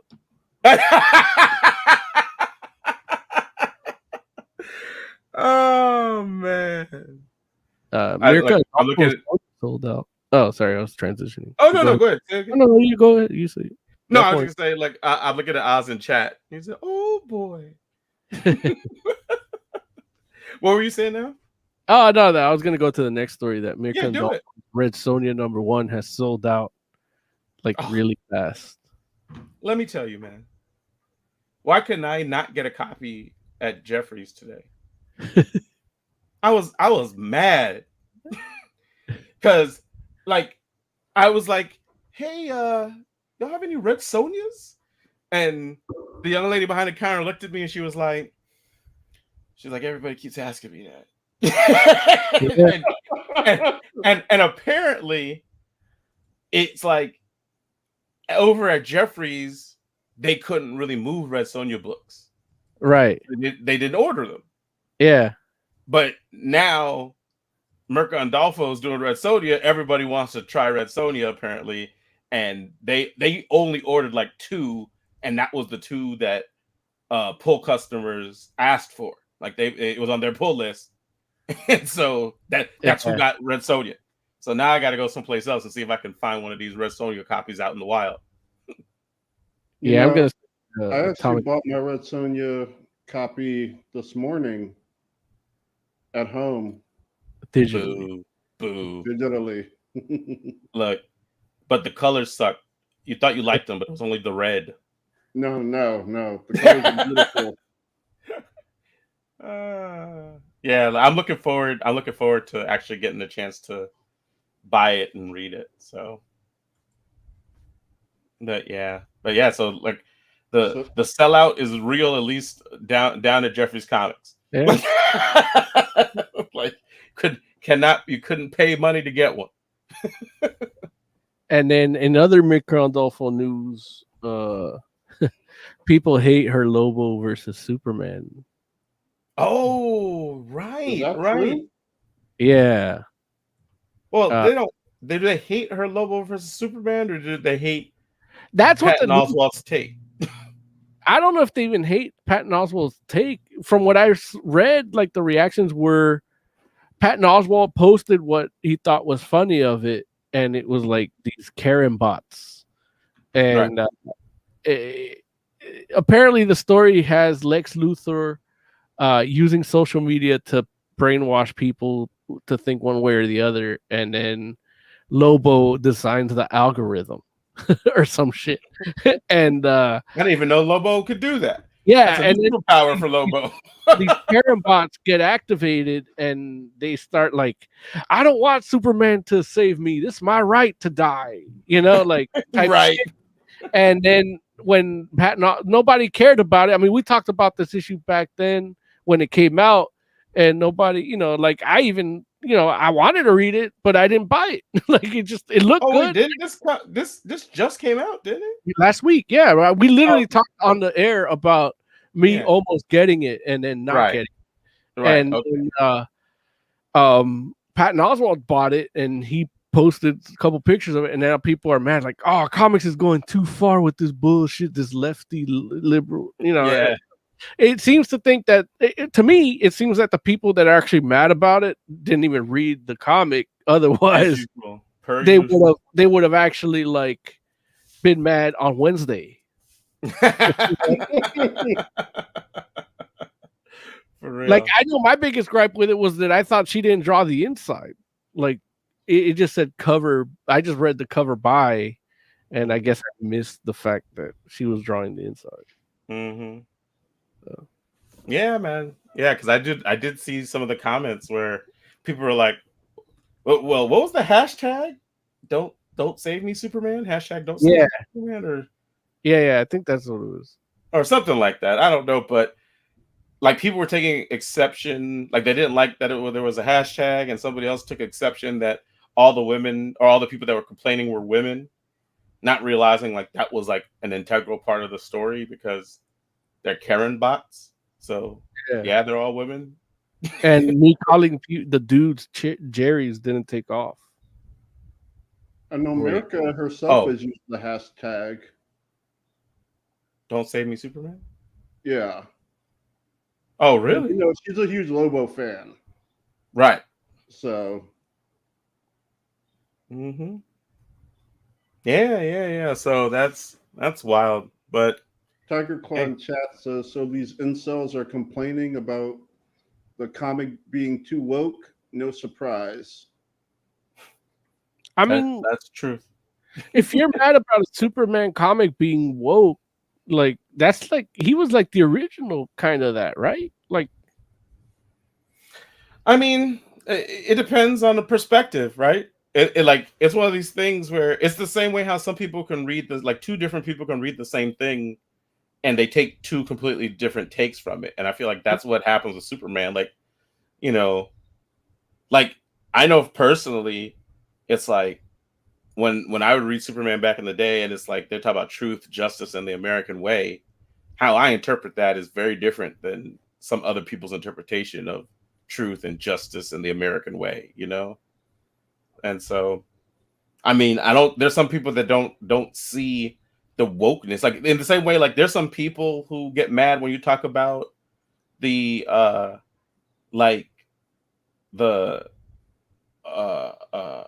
undertones in like books like X-Men for like things like, you know, for minorities or for, you know, LGBT, you know, like rights type stuff, and cats are like, nah, man, this is just about X-Men. You know, it's like they read it and they're like, what, why are you trying to insert your politics into it? And it's like, this is what it's always been. Yeah. You know, it's always been this. What happens with horror? Yeah. Like I know there's been a little blowback against the new Candyman for having political themes. Right. But it's fucking Candyman. It's always had political. Right. Like the whole reason he exists is because he was like a killed black man. There you go. It's like the stuff didn't, the message didn't change. You changed. It used to not bother you. You used to be able to ignore it. Now you can't. You don't ignore it anymore. Like you see it now, and it makes you angry. Yeah. It should make you angry, and that's. But Well, it makes some right? people angry for the wrong reasons. The Yeah, opposite. They're like, why is this here? Like people out here trying to ruin my good time. Ozzy Cat says, Lobo a programmer now. I'm like, yeah. Lobo is gonna be the new Linux operating system. Instead of Ubuntu, it's gonna be Lobontu. So they did. I saw a documentary about it too, with a similar thing where, like Nightmare on Elm Street 2 is like a gay movie about what it's like to be closeted. Oh wow! Right. And I watched that as a kid and I didn't see any of that. And then now I watch it again and like, oh wow, this is and I'm having a similar thing, like going back and listening to Judas Priest because he was a closeted gay man when he was, Rob Halford, when he wrote those songs like Living After Midnight or Ram It Down, Ram It Down. Wow. Yeah, or Grinder. So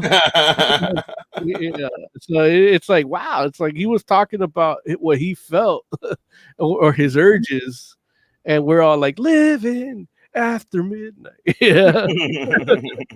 But it's like he's living after midnight, like trolling for cock. Yeah. Like we're all asleep in bed at midnight and he's trolling for cock. Oh man. But I mean, but that's the thing. That's how you change the world. Absolutely. Yeah, man. Like, when he came out, when Rob Halford came out, and this is particularly fresh for me because his birthday was last week. He turned 70, and it's like, wow. Like I remember when people would find out he was gay, even me, back then. It's like nobody was really like, oh, he's gay, I'm not going to listen to Judas Priest anymore. Like people just were, I'm sure there was some that didn't, but it didn't have that, like that weird reaction that you get in more mainstream subcultures, or mainstream culture, I guess. But this is crazy. Yeah. So, no, what was I going to say? I was going to say, I lost it. It's okay. It was something related to what you were just talking about, though. But I was too busy listening. Something about trolling for no, it's okay. Maybe it'll come to me, but it may not, and that's okay too. So, DC Fandom is coming up. Right.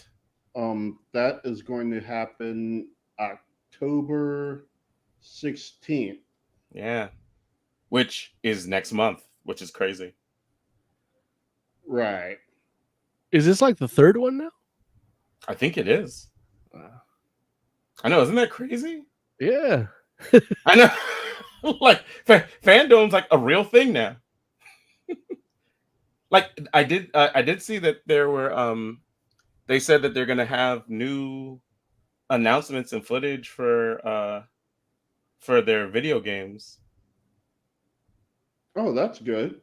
Yeah, so the what was it called? Was it Gotham Knights? Is that what the game was called? Yeah. Okay, so Gotham Knights and the Suicide Squad. Is it Kills the Justice League? Is that what the name of that game is? I don't know that one. Oh, okay. Tim Drake isn't in it.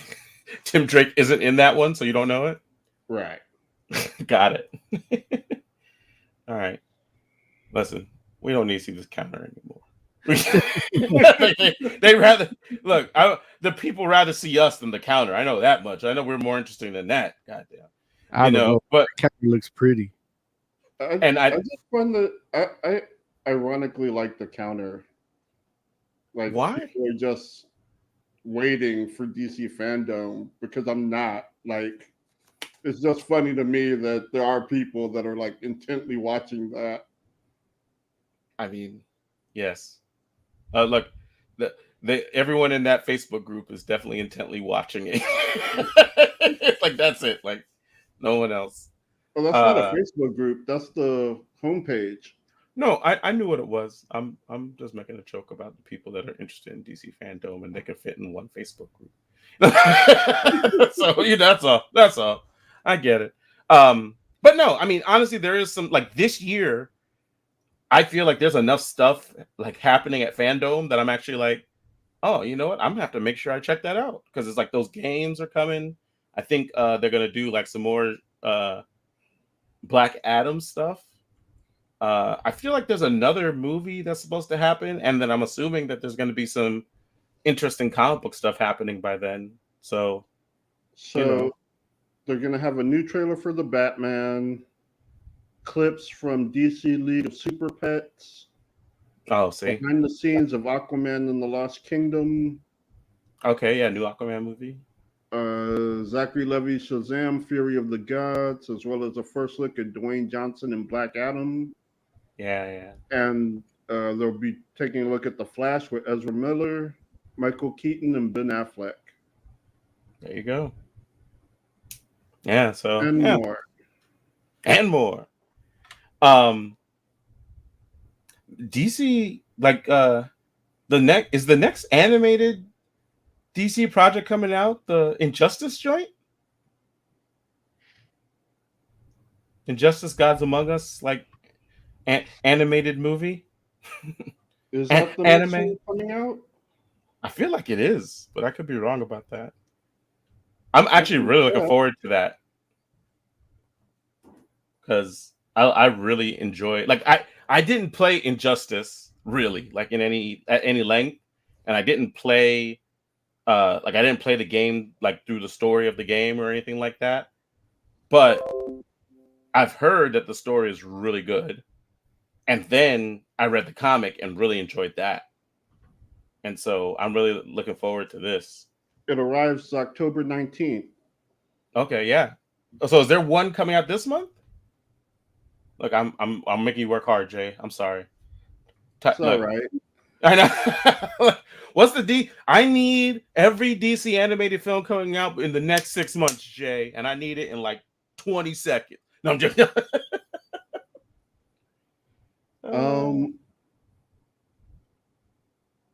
It looks like. Hold on, this list is reverse order. Okay, no problem. Take your time.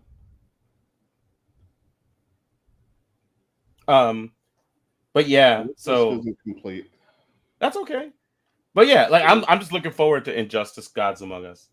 So, you know, like that's gonna be, I think, really cool. I feel like that it feels like the kind of story that is well, I mean, I guess technically the story in the video game is already animated, right?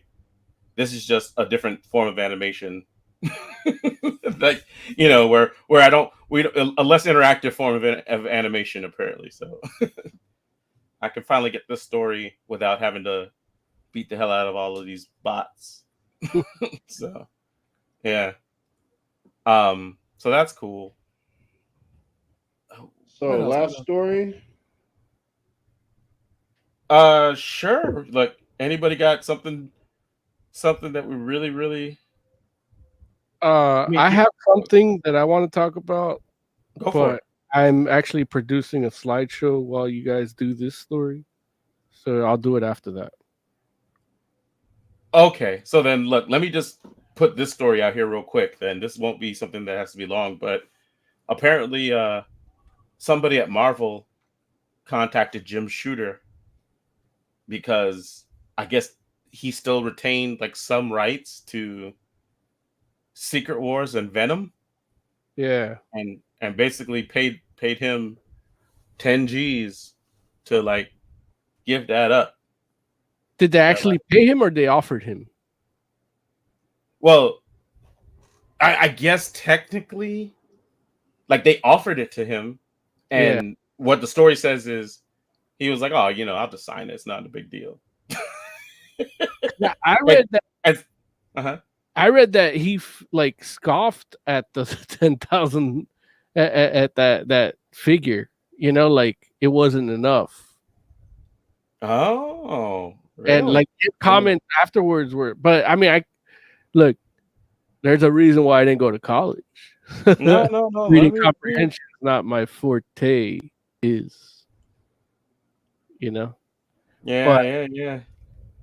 But yeah, I could have read it wrong. Let me double check before I mess around and give someone some fake news. I don't want to do that. But Yeah, but it's interesting because if they if that did happen, and I know like the story I read too was like, oh well, if you're calling me for this, that means like you're all getting ready to make a movie, right? Like you're Mhm. getting ready to try to do some movie stuff with that. And he basically told them like, you know, I can't tell you that. And he's like, oh, you kind of basically did. You just did. So yeah, so that'll be interesting because I'm like, I mean, I think we all were of the impression that Secret Wars was probably something that was on the horizon for the MCU. Yeah. But yeah. Unfortunately, yeah. Why unfortunately? Because it's gonna like with MCU, they just call it that, and it's like barely what it is. Like Age of Ultron. I mean, I hear what you're saying, but now when you say barely what it is, it's like you don't feel like if they do Secret Wars, it'll be like say in the vein of like how they did with Infinity Gauntlet and called it Infinity War. You don't think it'll be like that? Nah. Wait, and the Secret Wars that you're talking about, you're thinking like original Secret Wars, or you're thinking about like Hickman I'm Secret thinking Wars? it'd be closer to do Hickman's, but why would you need Jim Shooter for Hickman's? Because you need the rights to the name. All right. Look again. Like if you just need the rights for the name, then like you need name only. Like you don't need to do like anything like it. Yeah, I hear you. I just think that I think it's just probably trying to cover bases, but Yeah. Like yeah, they cover the bases with Jim Shooter, but not with Scarlett Johansson. oh well. See again, like you said, it's an unprecedented event. Like when the contracts were made for that movie and the movie was done and all that kind of stuff, the world was fine. That no one even knew like there would be any kind of pandemic. So that's the problem, right? It's Pretty like sure the they didn't plan pandemic for it. response team knew. Say what? The pandemic response team knew. They were at home, like, God damn it, it's happening. They're like, someone needs to open that office back up.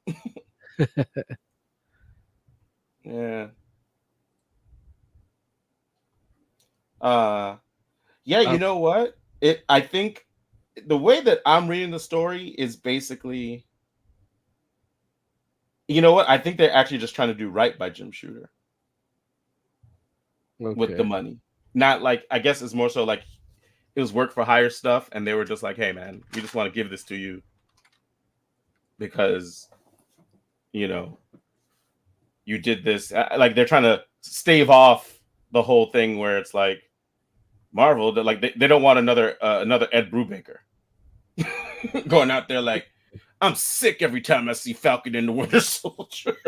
I don't. Every time one of those commercials comes on, I'm like, F Marvel. They don't want Jim Shooter to say that when the Secret Wars commercials comes on. And he could be like, actually, no, I felt good. They gave me 10 G's. 10 G's they didn't have to give me. So, yeah. Okay, what's your story, Mo? Then we're going to get out of here. My story is that they're making a Last Ronin statue, and it looks amazing. And I was trying to get the pictures in a nice little flashy slideshow for you, but it's taking a while for my cloud to transfer to the computer. Oh. But it's not even the cloud itself. It's my actual, something is making this computer run slow, which is odd because this computer usually, this is the one time in the whole time I've been using it that it runs slow. Got it. Maybe the picture is just high quality. It's not. It's 720p video slideshow. Like it's not even moving frames. It's like, got it. There's no FPS to it or anything. They're just, it's my actual like browser thing. So it looks great. You Google it if you want. You want us to put a picture up real quick? I mean, if you want, but if you have it, but if you don't have it, like it doesn't matter. But there's two different configurations. There's one that's like the regular one, and then the variant one and the regular one's like $875, and Wow. the variant one is like $1,500 or some shit. And so I'm like, oh, look! I saw the news story, and I'm like, it looks like I'm getting a Last Ronin statue set, because it's like the ghosts of like Raphael, Donatello, or Leonardo, and then like Mike in his like Last Ronin outfit with all the weapons, and it looks fucking amazing. And oh, it looks like I'm getting that. And then I see the price, and I'm like, looks like I'm sucking dick for a living now. Yeah, it's pretty awesome. Yeah. Yeah, that is very cool. That is very cool indeed. You know, I have a picture with the ghosts.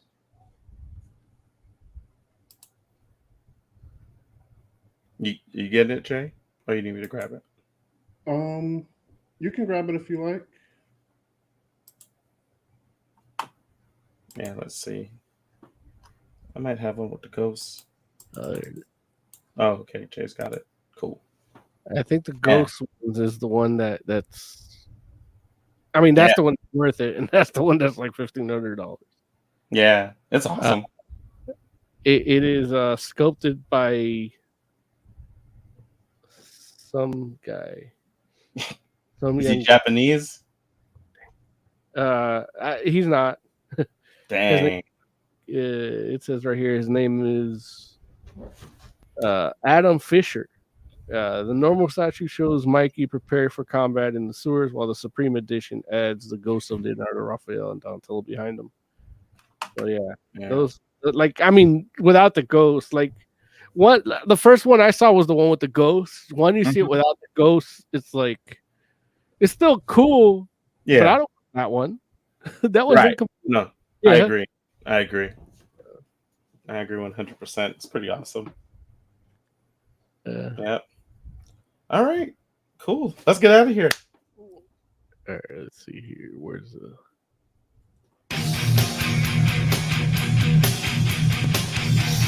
All right. Shout out to Oz. Have a good day at work, buddy. You know, Oz is out here making the world safe for you and for me. That's his final thought. Jay, final thought.